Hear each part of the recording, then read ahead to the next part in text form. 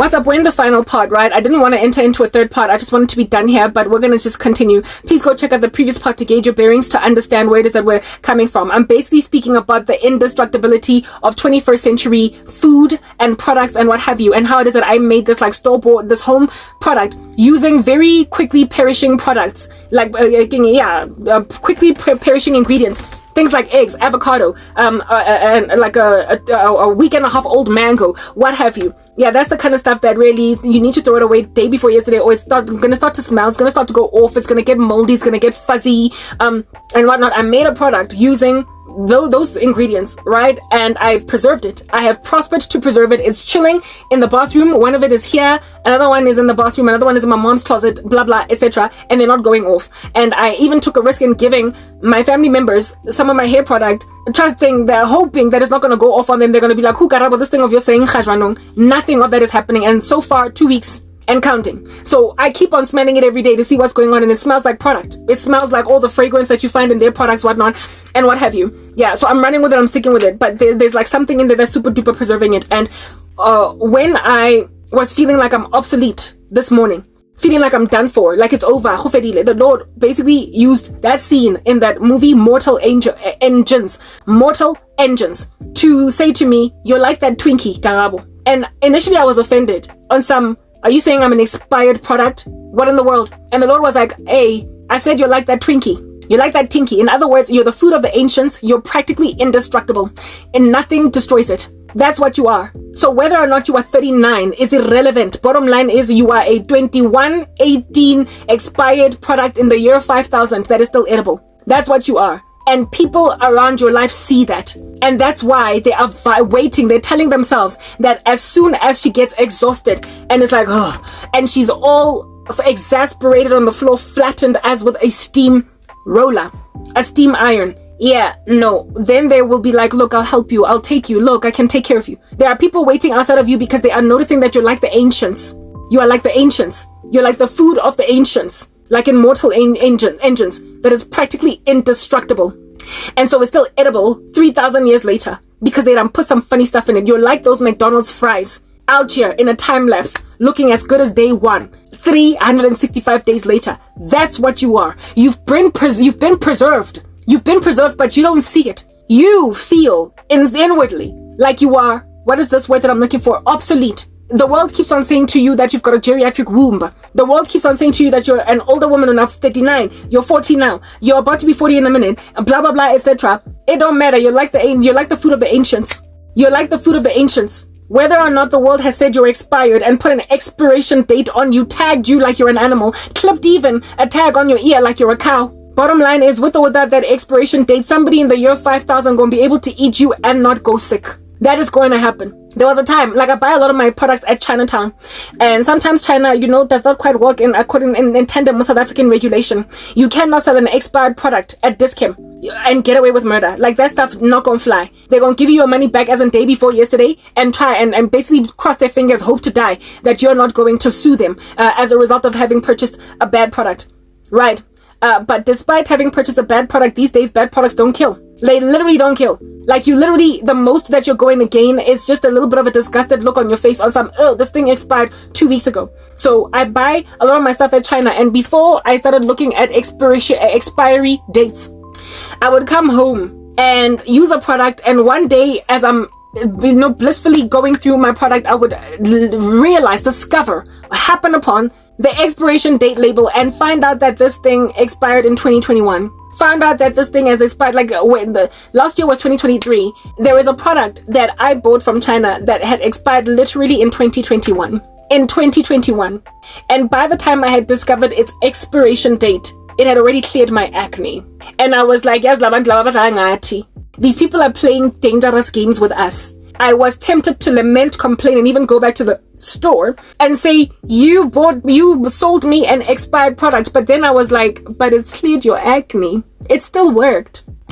I started looking at all of the products that I bought from that Chinatown store. In the bathroom, there was this retinol infused body wash that I bought. And lo and behold, it was expired. You and I at least got 2022. It was the year prior. Not quite, 2 years ago. And it was still soapy, foaming and everything, but I was like, what is it doing to my body? I then started to Google online what in the world could potentially happen to you if you used an expired product.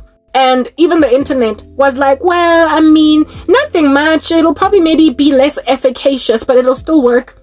A lot of the people in the forums were not even trying to say that it's going to break you out into hives. They were not even trying to say you're going to get itchy. They were not even trying to say that you are going to get an allergic reaction. They just said, at most, you know, it might not be as efficacious, but it certainly will still work. So I stopped being kind of fretful about using expired products, because one of them worked on me, and only by the time that I discovered it was expired, or had it already cleared by my acne. So I was like, whatever, I'm just right, whatever. Like, I cannot tell it that I don't have money. However, I do check, though. I do like look at the expiration dates now these days. And also another thing that I bought from Chinatown that I discovered only once I started looking at labels was expired, was Grandpa, as in medication. It is a pharmaceuticals product. You consume it to deal with a headache, period pain, neck problem, issue, whatever. Yeah, Grandpa, guys. I'm just trying to get to a point here. Grandpa. I was busy buying Chinatown Grandpa for it was months now that I was buying China. I was just grabbing and thinking, oh, it's cheap, it's like half price. I'm running with these half price Grandpas, and one day, I see that, whoa, this thing it expired. With the Grandpa, though, the expiration date like goes back like a couple of months, like 6 months ago. So the Grandpa that at that stage I had purchased was expired in 2023, perhaps like February, when it was December. And I was like, Ebatu, I'm out here like drinking medication that's expired. That stuff cannot be safe, it's dangerous. And then I remembered that, Karabo, did it get rid of your headache? Yeah, it did. Did it get rid of your period pains, if that's what you were using it for? I guess so. Well, then if it got rid of the aches and the pains in your body, it did what under heaven it is that it was supposed to do, wasn't it? And at that stage I was like, what in the world do they put in stuff in 2023?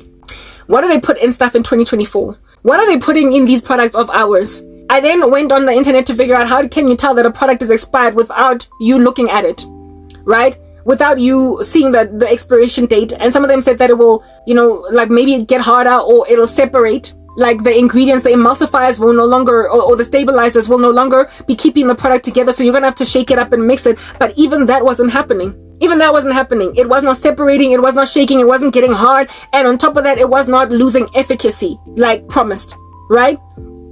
I do check now whether or not a product is expired, but sometimes even if it's expired, I still buy it anyway if there is no product that I can find that is current. They don't always sell expired products, but you gotta be careful when you buy at Chinatown. Some of them are expired, and just as a matter of principle, I don't want them expired. But that date that they put on there is literally just for, you know, convenience sake, for just in case. They just put it there for the sake of not being sued, for the sake of not having anybody pounce on them with complaints, for the sake of not dealing with so many returns that a company starts to basically lose profits and what have you. They put it on there as a legal contingency, just in case. But frankly, even if they didn't put these expiration dates on there, these products would still work 5-10 years later. 5-10 years later. Maybe even more. But I mean, if a product is still out just on your shelf after 10 years, girl, you obviously are not using it, just throw it away. You know what I mean? Yeah. So that chick in Mortal Engines that said that the food of the ancients is practically indestructible. Like you can still eat it. And then that dude went and ate that Twinkie anyway. That was an accurate point. And I have seen that personally with products that are expired, that are still working to clear my acne, to brighten up my skin, whatnot, and what have you. All right. One that was an ingested product. In other words, I ate it. Grandpa also worked. That was expired. However, ever since discovering expired Grandpa, I'm very careful with what I ingest type thing. But in terms of what I put on my body, I've become less pedantic because I realize that there is something that these human beings have discovered in the spirit of trade and industry proliferating and shelf-lifing of products that makes them put some things that make sure that products do not ever go off, even though they put expiration dates on them. I've come to learn that enough to make my own products using products from the store. Because I realized that they put such hard knock paraben. No, it's not just only parabens, but whatever it is that are the preservatives they use. They are so intense that you can, even when you water them down, like I watered down a hair product in order to make another product. And I used ingredients that rot very quickly on your kitchen counter, if at all you leave them out. Things like cut open fruit, cut open bananas, open eggs, like end of life mangoes, and stuff like that. A juice as well. If you put it on the kitchen counter for a week, when you come back, there's going to be mold on the surface. It's going to be moldy on the surface unless it has been preserved in some funny kind of strange way. Yeah, I used just things like those. So yeah, I put in like some cranberry juice, mango, carrots, whatnot, stuff that by now should be stanky, but it's still operational 2 weeks later, even in a humid environment. And the Lord thoroughly went on to say to me, you're like that Twinkie in that movie, Mortal Angels. Not angels, I keep saying angels, I guess it could be angels, but Mortal Engines. You're like that Twinkie in that movie, Mortal Engines. And while I initially felt insulted by being called expired, I came to later learn that God would not ever insult me. Why would he do that? He was rather trying to tell me that I've been preserved. And that no matter how much time progresses, no matter how long I wait in this position, I am preserved just like that Twinkie. That 2118 Twinkie that was still edible in the year 5000. The Lord was trying to tell me, you're 39, Karabo. And you know that. That's the biggest problem. You know your age. You know your chronological age. You have not lost your mind. You don't have amnesia. You have life experience that is 39 years long behind you. And so because you remember being in school in 2002, matric, because you remember being at varsity first year 2003, because you remember 2006 working in corporate South Africa as a program coordinator, because you remember getting a promotion 2 years later to project manager, because you remember your 20s having come and gone, because you remember all that, you thoroughly feel like you are ancient. You have memory of all of those years that progressed, but these people took away a decade of your life. Understand, I am God, I'm in the heavens, I do whatever I please, I will also not be mocked. Whatsoever a man soweth, so too shall he reap. So if they made a decision to freeze my daughter's life and take her nowhere, if they made a decision to make out of you an Antarctic igloo living Eskimo for a good 20 to 10 years, I am going to basically raise a standard above them and laugh at them. Man plans and God laughs. I am going to laugh at them by allowing them to put you in a refrigerator because they have literally frozen your life. They've done spells to freeze you in place. One of the spells of which they actually put some paraphernalia that represents your body in an actual refrigerator and froze you in there and said you're gonna go nowhere. And so I'm letting their witchcraft work. You are right when you say I'm sovereign and I've got power to prevent witchcraft from working even against unbelievers. But with you, you are, what do you call this thing? You are a monument. You are an example to them. I allowed them to put you in a freezer and said, very well, just like the chicken that you buy from Pick and Pay, that you put in a fridge, that after 6 months, you can take it out and still eat it. Like the chicken you put in your deep freezer, that after 1 year, you can still put it in, you can still thaw it and cook it. I'm gonna let you take my daughter and put her in a whole cold bed. Put her in a mortuary, freeze her, literally kill her life, decimate her. But understand, from the date that you put her in that refrigerator, she will not age a single day. She will be frozen like chicken in the fridge. She will be preserved because you put her in a preserved, like proper. If you're gonna go grab a dead body and put it in the Antarctic Circle, it will not decompose because it's in a deep freezer. It will not decompose. So, whatever it is that's decomposing the world around you, my daughter was not she is not going to decompose. I'm going to make out of her like the food of the ancients. She's going to have some hard knock parabens in her. And like McDonald's fries, after 1 year, proper, they will still be out. You're looking like, just put them in the microwave and you're good to go. I am going to make my daughter a stumbling block for the occult. I am going to make her that which is exorbitantly humiliating. Your rituals, your voodoo dolls, these things you prick into, trying to force people to do something that they don't want to do. You want to freeze my daughter's YouTube channel so she goes nowhere, growing very slowly, 1 subscriber a year. If you want to do that to my daughter, give her literally I literally gain about maybe 1 or 2 subscribers a month. If you want to go and make sure my daughter only gets 1s and 0s binary code for views on YouTube, walking very slowly in comparison to everybody else, then so too will the aging process in her body also be very slow. I will slow my daughter down as much as you want her to be slowed down. So however long you want her to remain in a frozen state, she will then be a freak of nature. She will be an anomaly out here in these streets. You will look at her turn 40, she will turn 41, 42, and you will make an observation of the fact that despite her being a particular age, nothing of hers, not even her hands, is aging. I will make sure of it. I've made out of you a monument. I've made out of you like the food of the ancients. Practically in indestructible, and even, what do you call this thing? Even if you try to water her down, just like I did with my product, the way these parabens are so hard knock, even if you try to water her down by adding banana and avocado, utlo dula on the shelf for 2 weeks and it will not smell. She will still be viable 100%. I am going to make a joke out of you. That's what you must understand. You are going to look like animals. My daughter is going to be pursued by younger men thinking that she's their age.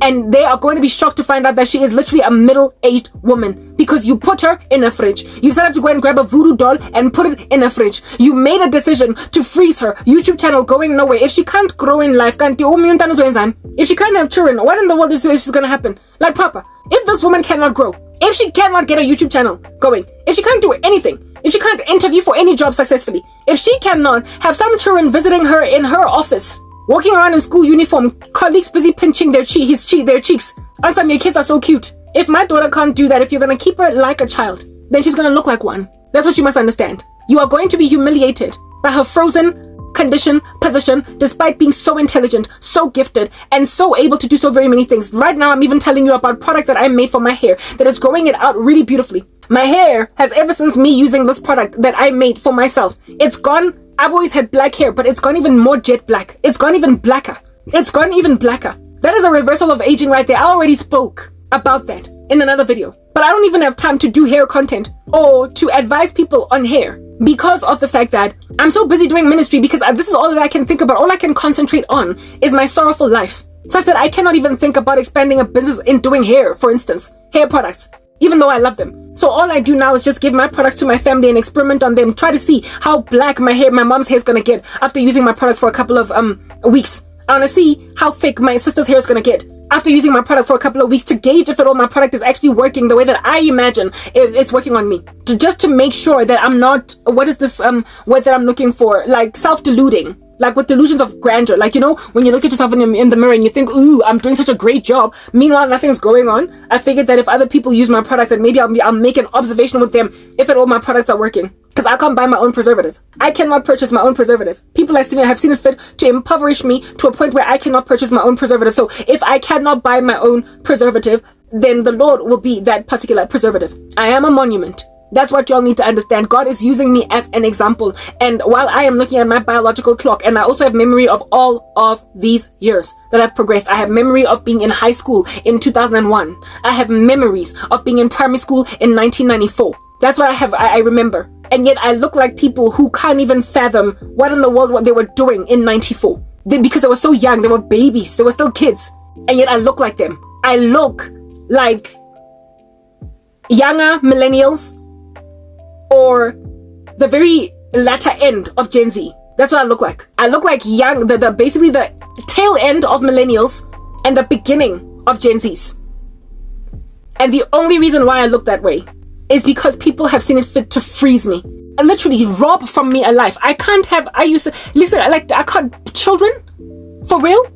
Like, just like that. I cannot have children. Just like that, I can't marry. Why do you think my ex-boyfriend still wants me? Why do you think this bugger from America is still holding on for dear life? These are men that are making observations of the fact that I'm like the food of the ancients. I am practically indestructible. But you see, when you wither away at a woman's confidence and self-esteem, when you rip them apart by causing them so much isolation and loneliness with nobody looking at them, nobody trying to even talk to them, no man trying to pursue them, when you make a woman feel like she's nothing because no one is trying to marry her, she will then think, I guess I better take whatever comes, until you end up walking a woman down the aisle that is so glorious in comparison to you. You are obviously scraps. You are obviously something that she has settled for, that everybody in the room will feel ashamed of themselves for throwing this woman to the hands of a man like that. Men who have finished themselves off, mown themselves to the ground, are trying to mine me at night when there are no guards. Except, like I said in the first part, the angel of the Lord encamps around those who fear him and he delivers them. I have not been forsaken. I am just like Sarah. I'm like the food of the ancients. I'm indestructible. I am barely aging. I am aging as slowly as people are slowly growing my YouTube channel. I started out growing 300 subscribers a month. If at all that rate were continued, the bigger I got, the more exponential my growth would become month on month. By now, I'd be sitting on perhaps about 10,000 subscribers. But I'm still on just under 1,000, or maybe a little over 1,000. I don't even check my stats. It is shameful how far I'm not going. Given this work that I do every single day, trying so very hard to encourage people to not do this dark thing. It's written in God's word that when the enemy comes at us like a flood, the Lord will raise a standard above him. And this here is the standard. I'm 39 years old. I was born in 1984 on the 8th of August. I'm turning 40 in August of this year. And I look not a single day over the age of 25. And that's going to keep being a thing for as long as I'm still suffering. Only because the Lord keeps telling me I'm like the food of the ancients. So when you are like the food of the ancients, that's practically indestructible. When you're like McDonald's fries that don't go off after a year of chilling in hot weather.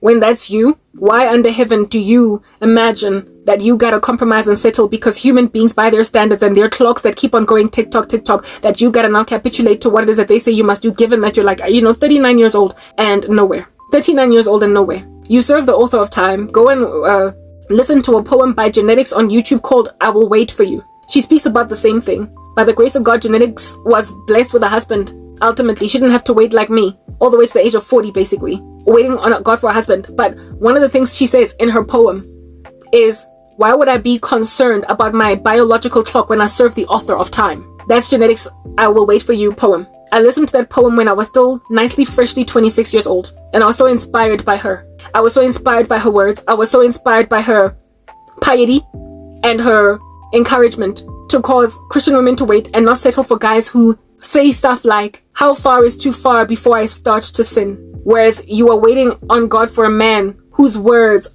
of God are tatted all over his heart. Like, go listen to that poem, Yega Genetics. It's extremely encouraging. It is still resonating in my mind and my heart right now, even though I'm 39 years old. She says that she will wait on God because what else is there? My biggest qualm is not having children and having people look at me like I will never have them when they got to have them. People who got to be all round, and guys, I long to know what it's like to have a baby move in my stomach. A whole full human being just growing inside me. That miracle of God, I desperately long to experience it. I want to know what it's like to be pregnant, to have a human growing. I mean, guys, whoa.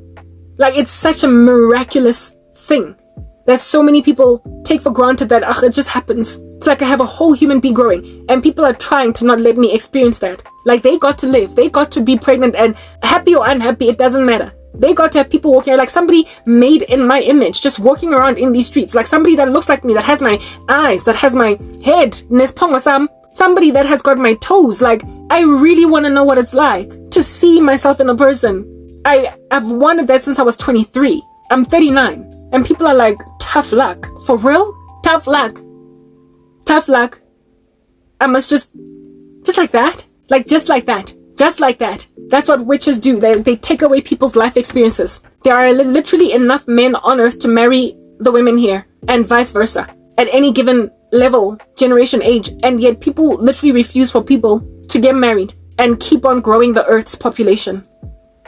It's disturbing how ridiculous witches can be. It's so freaking disturbing. It's like, why don't you want me to just have a child in a marriage to a man that loves me? Like, what is so problematic with that, given that there's so many men to go around and there's so many women to go around, that really and truly we don't need to fight for one or two or the other. Like, literally there's enough for all of us to share, and yet nobody wants me to do what they're all doing. Priding yourself in being a mom while I can't be one? What kind of mean, disastrous, dastardly disposition is that? I get to have some children walking around my office with some people being like, oh, they're so cute, how old are they? I literally get to have that. And yet I am sitting here still being a child at 39, dependent at 39, unable to change out my biscuit tire at 39, unable to fall in love and say I love you too at 39. Like, why in the world is nobody telling me that they love me? Why do I have no husband? Why is there no man even pursuing me? Why is there no man so in love with me that he is prepared to basically move mountains in order that I should be safe? If at all that is an impossibility to experience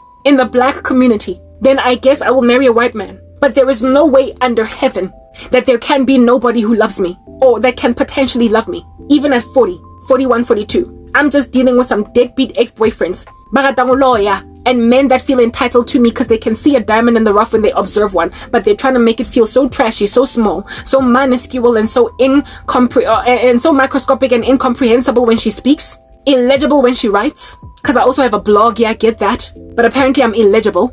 I'm unread worthy. Nothing of mine moves off the shelves. If you've seen some of my content in my blog, the written pieces that sometimes linger for like tens of pages, like writing a whole 50-page article on my blog and no one reads it. All the work that I put in when there's so many people that love reading on the earth, so many people that love to read, and yet nobody's reading my blog. The amount of time I put into its design, it's like I've got a pretty blog. Do you understand what I'm saying? And nobody is trying to read my content. I'm well spoken and I'm also well written. I've been that way for a very long time. I have the gift of the gab, it's what God has given me. And yet nobody reads my blog and nobody watches my YouTube videos except for a handful of people. Every so often I get defibrillated back to life by one or two people that either reach out to me by actually writing me an email, which is rare, or somebody that'll donate me some small little amount of money. Then I know, oh goodness, somebody is actually watching me. But other than that, I thoroughly feel like I'm in a desert where I am out here planting seeds into soil or sand that cannot bear fruit. And so I feel obsolete. I am made to feel obsolete. And that obsolescence has made me feel like all that's left to happen now is for me to die. I feel like martyrdom is the only way I guess I'm getting out of this. I feel like it's the end of the world. Like it can't possibly not be the end, because look at the world. Because my world is so messed up. I don't know what's really true there. All I know is that apparently I'm like a Twinkie in 2118. Completely indestructible, even though I'm only being eaten in the year 5000. I'm sad, I'm broken, I'm lonely, and I'm dealing with selfish people that should not be this selfish against me. What kind of a mother does not want grandchildren? What kind of a sister does not want nieces and nephews? What kind of auntie does not want to dote over her nieces and nephews? What kind of parents don't want their children living, earning a salary, growing up, raising children, bringing grandchildren home? I live in a weird, anomalous, strange little police state that I don't understand. I gave my life to Christ, and ever since then people said you're not going to get to live. I grew up, excelled beyond being a child. At some point I was embraced as an adult in society, a working woman. I sat around in bumper to bumper traffic for hours, bored out of my mind, irritated, going to work for years. Walked into an office building where I awkwardly greeted colleagues. Morning, morning, morning, morning, morning, morning, morning, morning, morning, morning, morning. Sat around in meetings where I agreed or disagreed with people. Beefed every so often. Had to exercise political correctness in my conversations where I was irritated and annoyed with colleagues because I recognized the importance of being politically correct and not just blurting out my heart's desires in a meeting where I wanted to tell people off because I realized I'm in a working environment, and really frankly here we don't act like circus animals. I got taught all that etiquette only for me to be just sidelined from society, only for me to not partake in the economy of the country, only for me to not get listened to when I speak even though I'm very educated. Who under heaven is ignoring me right now? People that can't afford to, and yet they're ignoring me, trying to make me feel as if though I'm some incomprehensible child speaking. Like, you know, when a kid is just throwing out words, you can't really gauge what they're saying, but they're so adorable that you listen to them for 5 minutes until you get tired. And so now they're just rambling by themselves and you're like, yeah, yes, Timmy, yeah. That's how people are trying to act like I am. Like what I say, what's coming out of my mouth is like the words of a babbling little child trying to learn words. And they can't humor me too long because they're tired. They're grown-ups. They're older people that cannot just humor a 5-year-old just going for hours. And you can't even tell what they're saying. They literally treat me like I'm like that, except there are 5-year-olds that you can listen to for hours because these days they're so smart, these kids. And they treat me like I'm even lesser than that. Like what I say is not important enough to be of societal value, like weighty enough for society to embrace and accept it. Weighty enough for a global citizenship to either wag their heads and say I don't agree, or not and say yes I do agree, but at least I'm listenable. They treat me like I can't even blurt out an opinion that people can either agree or disagree with. Like the way that adults all are. I keep listening to videos on YouTube, watching people giving commentary about global events, and I'm like, am I less eloquent or less articulate than this man or this woman? Because nobody listens to me when I say the exact same things that this guy's saying. When I say the exact same things that this woman is saying. Am I less comprehensible? Is it tough to gauge what I'm saying? Can people not decipher or divide between the words I'm speaking in comparison to other human beings? Are they hearing jibber jabber when it comes out of my mouth? I have literally gone out of my way even to put captions beneath, even though some of them might not be accurate. Bottom line is, people actually read captions. I can't even watch a Netflix show without putting captions on. Otherwise you hear some funny little thing coming out.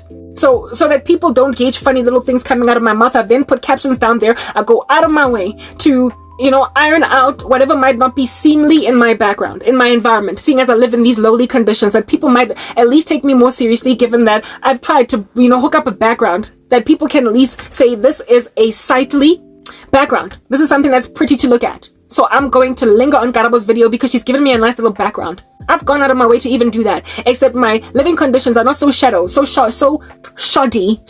that people can't even stand to look at me. I watch videos of all different kinds of people on YouTube, and some of them come from more lowly conditions in their background than me. There's like this one hair content creator that lives in in the heart of Africa, in a village, and her background is always villagey, but without the glory of it looking like some spa venue.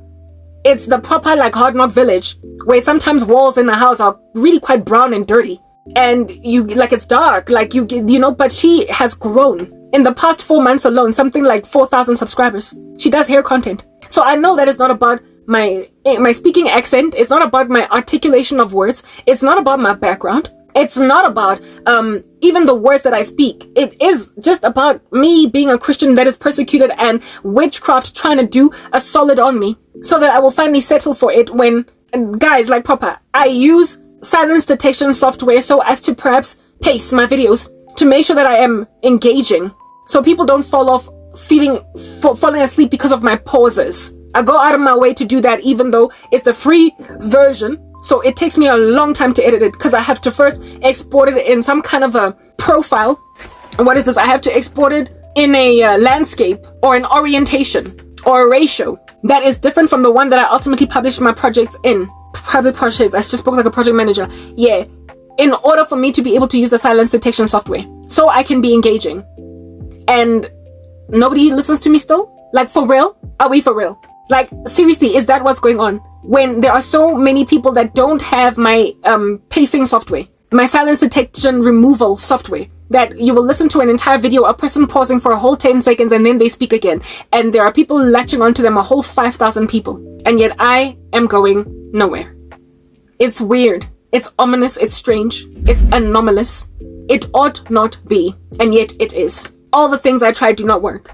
It is not that the quality of my work is shoddy or lackluster, and neither is it that I'm not articulate. It is that God has seen it fit to allow witches to do this to me for whatever reason, the reasons of which become more and more elaborate to me as time progresses, yet still my heart is broken, my hope is deferred, and so my heart is sick. My longings are yet to be fulfilled, so I have no tree of life, and every so often I delve into a depression and a despair that calls me obsolete. I am not obsolete. There are people on YouTube that are older than me, with bigger channels than mine. There are people on YouTube younger than me. There are people on YouTube less eligible, eloquent, articulate than me. Legible, I meant to say. There are people on YouTube with lesser or lowlier backgrounds than mine that are being seen and heard. There are people on YouTube that have got long pauses in their videos that are nonetheless getting viewed. All the efforts I am putting in don't achieve any success for me because of what it is that people have stranded me in, and I will yet to understand fully the comprehensive nature of my persecution and what God is doing. But I do know that He is the one that is in control of this. He is the one that is in charge of my success or lack thereof, and the delusion, the optical one at that He is creating in the hearts and minds of others that are watching me. People who think that I am stranded are put in that position precisely because that's what God wants them to see. It cannot be anything other than that, because God is real. He is sovereign, and therefore my enemies are arrogant to imagine that I am in their clutch. If at all even the unbelieving of this world are not in the clutch of witches, how much more not in the clutch of any devil worshipper am I, given that I've given my life to Jesus Christ. I can never truly understand why I'm going nowhere, but I have got to daily wrap my head around the fact that God is faithful when we're faithless, for He cannot deny Himself. It is impossible for God to lie, and it is impossible for God to forsake His saints. And so when He is silent, it is impossible for Him to truly be abandoning of His saint. It must therefore mean that He is using this for my benefit, because He is not a man that He should lie, son of man to change His mind. Romans 8:28, all things work out together for the good of them who love the Lord and are called according to His purpose. This is gonna work out for my good, even though I don't see how. It is not for me to lean on my own understanding. In all of my ways I have to acknowledge God, for He will make my path straight. I have to trust Him. I don't know what He's doing. I am short every so often with Him, because I don't understand why I've been abandoned here to be salivated after by so many licentious men. But at the end of the day, I have to encourage myself with God's word. I'm struggling to encourage myself. But one thing that is true is that I am not worthless, unlistenable to, and ignorable, because practically everybody that tries to start something on YouTube gets somewhere, irrespective of their talent, irrespective of their recording devices, especially within Christianity. And I'm a Christian. Brethren come doing YouTube videos with shaky phones, shaky cameras. I make sure that I mount my phone so that it doesn't shake around all over the show, using a ring light at the back, except the ring light is dead. It doesn't even work. It's off, but at least it mounts my camera so that there is stability of my camera. I at least make sure that that happens. But there are other people who record their videos. Every so often their faces are falling out of the screen. Like, essentially, there is a lack of professional etiquette in terms of video recording in them, and yet they still get viewed. Because everybody understands that YouTube videos are videos done by non-professionals within the videography industry that just post whatever they want to post online and then get people who actually want to see what they're doing. Over time, they improve their content, they get better, they use better cameras, etc. But in the beginning, they tend to be shaky and not even all that audible. That's another thing, by the way. A lot of the YouTube videos that I watch, for whatever they might be, inaudible, like sound, it's so low, you can't hear what's being said. So you have to come real close, so use earphones and maximize the volume and what have you. Sometimes you even click away because it's just so low. And yet this person is out here getting viewed by 7,000 people with that level of difficulty to discern what's being said, to hear what's being said. I go out of my way to heighten my volume. I bet a lot of people, when they click on my video, from if at all they've been watching another YouTube video, when they click on mine, there is an immediately picked up increase of volume in my video.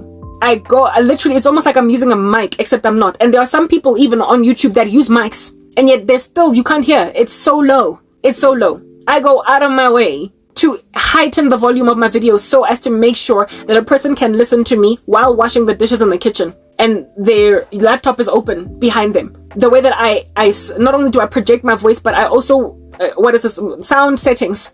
I make sure that they're at the maximum level that people might hear everything I'm saying, coupled with the captions. And one of these days, I'm gonna make sure that they're 100% accurate. That's the amount of work that I put in to my content. Every day's videos that I do take hours to edit because I have to run them through so much software. One is the silence detection software that I said on CapCut, I've got to change the orientation of the video in order to put it on my silence detection software. Otherwise, it's going to come with that big fat chunky watermark that I can't stand. I make sure that I don't have that watermark. I put it through silence detection, and then once it's out of silence detection, then only do I edit it on CapCut. On CapCut, sometimes depending on internet speeds, it can take a good 15 minutes for you to be 15 to 20 minutes trying to load captions. And the other day I slept at 8 a.m. in the morning.